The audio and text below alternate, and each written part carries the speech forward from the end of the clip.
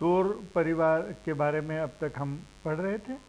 तो पृथ्वी के जो दो निकट के या इनर सर्किल के जो दो ग्रह हैं, बुध और शुक्र, उनके बारे में हमने पढ़ा। उसके बाद अब तीसरे नंबर पर आता है पृथ्वी। पृथ्वी के बारे में शायद मुझे बताने की उतनी आवश्यकता नहीं, लेकिन कुछ भौगोलिक जानकारियाँ जो आप लोगों के लिए आवश्यक है वह जानकारियाँ मैं आपको उपलब्ध कराने का प्रयास करूँगा। सौरमंडल में पृथ्वी का स्थान तीसरा है, जैसा हम जानते हैं। बुध शुक्र के बाद तीसरे नंबर पर आता है। ये अपनी जो सूर्य के जो परिक्रमा करने की जो गति है 1,07,160 किलोमीटर प्रति घंटे की गति से 365 दिन 5 घंटा 48 मिनट एवं 56 घंटे में ये एक चक्कर सूर्य का लगा लेती, जिसको हम परिक्रमा कहते हैं। अपनी धुरी पर जिसको आप कहते हैं अपने अक्ष पर पश्चिम से पूर्व दिशा में ये 23 घंटे 56 मिनट और 4 सेकंड में एक चक्कर लगाती, जिसको हम दिन कहते हैं। अपने अक्ष पर घूमने को हम दिन कहते हैं और सूर्य के चारों तरफ लगाने को हम वर्ष कहते हैं। इसका जो औसत घनत्व 5.51 है। इसका उपग्रह एक है जिससे हम सब वाकिफ हैं, वो चंद्रमा है। चंद्रमा से जो पृथ्वी की दूरी है वो दूरी है लगभग 3,84,403 किलोमीटर। सूर्य से जो दूरी है पृथ्वी की वो 15 करोड़ किलोमीटर है। त्रिज्या इसकी 6400 किलोमीटर। आकार में ये 5वां बड़ा ग्रह है और मतलब दूरी के सूर्य से यूं क्रम में देखेंगे तो तीसरा क्रम है, लेकिन आकार की दृष्टि से ये 5वां बड़ा ग्रह है। अपने अक्ष पर 23.5 डिग्री झुका हुआ है और अधिक जानकारी की दृष्टि से इसका 71% भाग जो है आपका वो जल से आवृत है और 29% जो भाग है वह स्थल भाग है, यानी कि 1/3 भाग ही स्थल है, 2/3 भाग इसका आपका जल है। औसत तापमान जो है पृथ्वी का उसके बारे में ये कहा जाता है कि -18 डिग्री से लेकर 15 डिग्री सेल्सियस तक है।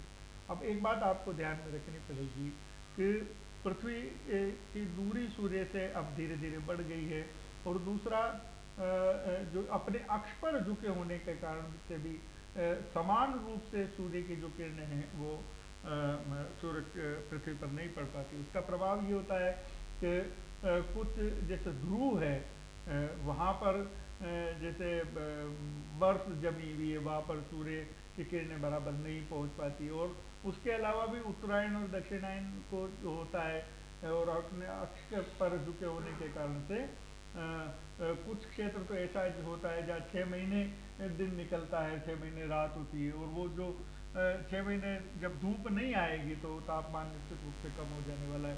तो ऐसे बहुत सारे बड़े बड़े कारण हैं जिनके कारण से तापमान में भिन्नता आपको नजर आ रही। कहीं तो ऐसा क्षेत्र भी जब -50 डिग्री सेल्सियस तापमान होता है, जैसे अपने यहाँ पर ध्रुव पर अंटार्कटिका पे कहते हैं कि -150 डिग्री तक तापमान है। अपने यहाँ हिमालय पे -50 से ज़्यादा डिग्री तापमान कम रहता है। तो ऐसे कई विभिन्न प्रकार के स्वरूप आपको तापमान की दृष्टि से पृथ्वी पर नजर आएंगे। कहीं रेगिस्तान नजर आएगा, कहीं तो कहीं बर्फ जमी नजर आएगी, कहीं ऊंची जो पर्वतीय क्षेत्र है वहाँ पर आपको हिम से आवृत नजर आएंगे, कहीं घने जंगल नजर आएंगे, कहीं बिल्कुल एक कंकड़ भी, एक पौधा भी पैदा नहीं होता, ऐसी स्थिति नजर आएगी। तो विचित्रताओं से युक्त आपको ये पृथ्वी आपको लगती है। 21 मार्च और 23 दिसंबर को विषुवत रेखा पर सूर्य की किरणें सीधी पड़ती है। ये 2 दिन ही ऐसे हैं जब सीधी पड़ती है। इसका कारण आपको समझ में आ जाना चाहिए, जैसा मैं पहले बता चुका हूँ कि सूर्य उत्तरायण और दक्षिणायन को जाता है और अपने अक्ष पर 23.5 डिग्री झुके होने के कारण से ये सारी की सारी दिक्कतें हैं।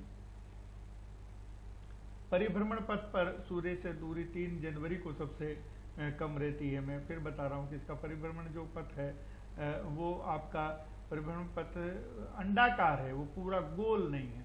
तो कभी सूर्य पास में आता है और कभी दूर चला जाता है। 4 जुलाई को अधिकतम इसकी दूरी होती है।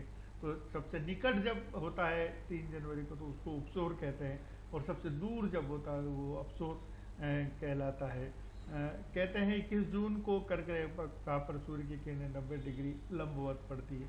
सबसे बड़ा दिन जिसको कह सकते हैं, क्योंकि विषुवत रेखा पर ही सूर्य सबसे तेजी से और पास में होता है। इसी स्थिति में 21 जून को ये दिन आता है जब सूर्य की सीधी किरणें उस पर लंबी पड़ती। 22 दिसंबर को दक्षिणी गोलार्ध में सबसे लंबा दिन होता है। फिर वही बात है, उत्तरायण दक्षिणायन के कारण से कभी सूरज पास में आता है, कभी पृथ्वी दूर जाती है। तो ऐसे में 2 दिन ये जैसे 21 जून और 22 दिसंबर ऐसे हैं जब एक दिन कर्क रेखा पर सीधी पड़ेगी, दूसरी बार मकर रेखा पर पड़ेगी। मतलब ये अधिकतम सीमा है उसकी सीधी रेखा पर पड़ने की। उसके बाद सूर्य के जो किरण है वो टेढ़ी होती चली जाएगी, क्योंकि एक तो वो अपने अक्ष पर झुकी है, दूसरा सूर्य पृथ्वी गोलाकार है, इस कारण से भी वो सूर्य की जो किरणें हैं वो सब समान रूप से नहीं पड़ पाती है। सूर्य के प्रकाश को पृथ्वी पर पहुंचने में 8.3 मिनट लगते हैं। दैनिक घूर्णन गति के कारण दिन व रात और वार्षिक गति के कारण से, परिभ्रमण के कारण से ऋतु परिवर्तन होता है। ऋतु परिवर्तन जैसे 3 महीने का, जैसे 4-4 महीने में हमारे यहाँ बांटा हुआ है कि सर्दी वर्षा ये सारा मौसम जो है आपका, तो उसका कारण ये है कि सूर्य की जो गति है, पृथ्वी की जो गति है सूर्य के परिभ्रमण की, उसके कारण से कभी सूर्य पास आता है, कभी दूर आता, पास आता तो गर्मी हो जाती है, दूर आता तो सर्दी का मौसम आ जाता है। जब गर्मी आती है तो बहुत अधिक मात्रा में वाष्पीकरण होता है। अगले 2-3 महीने तक लगभग लगातार भी वाष्पीकृत जो पानी है वो वर्षा के रूप में, तो एक ऋतुओं का चक्र चलता है। ये वर्ष भर इस तरह से चलता है। वो वर्ष भर जो ऋतुओं का चक्र चलता है उससे हमारे मानव जीवन को बहुत ज़्यादा प्रभावित करता है।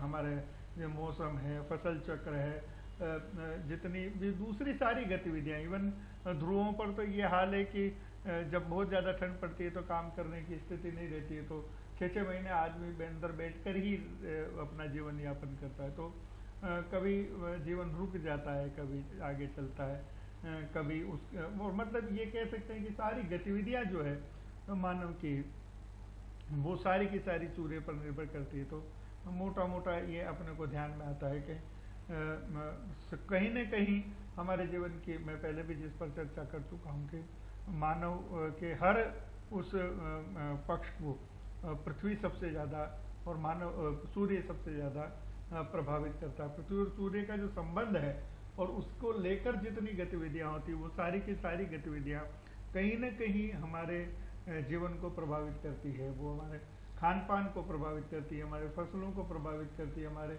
रहने को हमारा मकान कैसा होगा, हमारे कपड़े कैसे होंगे, हम किन किन साधनों का उपयोग कर पाएंगे। और आप देखिए कि उसी द्वंद्व में, उसी लड़ाई में मनुष्य ने कई सारे ऐसे साधन ईजाद किए हैं जो सूर्य और पृथ्वी की जो घटनाएं हैं उनसे उसका कैसे मुकाबला कर सके। मकान की अवधारणा है, कपड़ों की अवधारणा है, यातायात के जितने साधन विकसित किए हैं, साइकिल पर गाड़ी, बैलगाड़ी से लेकर हवाई जहाज तक, ये सब वो प्रकृति के उन सारे के सारे संपर्क संबंधों को या उन संबंधों को चुनौती देते हुए नजर आते हैं। और ये एक विलक्षण चीज़ है कि मनुष्य उनके बीच में एक तारतम्य रख कर अपना जीवन व्यतीत करता है। उन चुनौतियों का सामना करते हुए, वो बाधाएं जितनी हैं उनको सबको पूरा करते हुए आगे बढ़ता है। तो संबंध सूर्य और पृथ्वी के इस तरह से बहुत जटिल हैं जो मानव को हर क्षण कहीं न कहीं चुनौती देते हैं, लेकिन उनसे मानव की भी अपनी प्रवृत्ति को, उन चुनौतियों को स्वीकार करके आगे।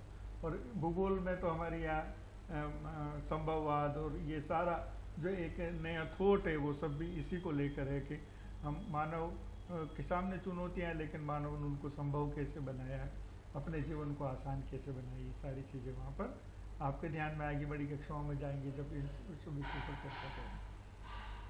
भूमध्य रेखा पर जो व्यास है आपका वो 12,750 है और ध्रुवों पर 12,714 है। एक ये भी एक विलक्षण बात है जिसको आपको समझना पड़ेगा। भूमध्य रेखा पर पृथ्वी का व्यास ज़्यादा है, ध्रुवों पर कम है। ध्रुव के बारे में कहा जाता है कि वो चिपके हुए हैं संतरे की तरह, पूरी तरह से गोल नहीं। पूरी तरह से गोल होता तो 12,757 ही होता ध्रुवीय व्यास में, लेकिन वो नहीं है। भूमध्य रेखा परिधि इसकी 40,075 किलोमीटर है। पूरी परिधि को जब आप निकालेंगे तो 40,075 किलोमीटर के करीब।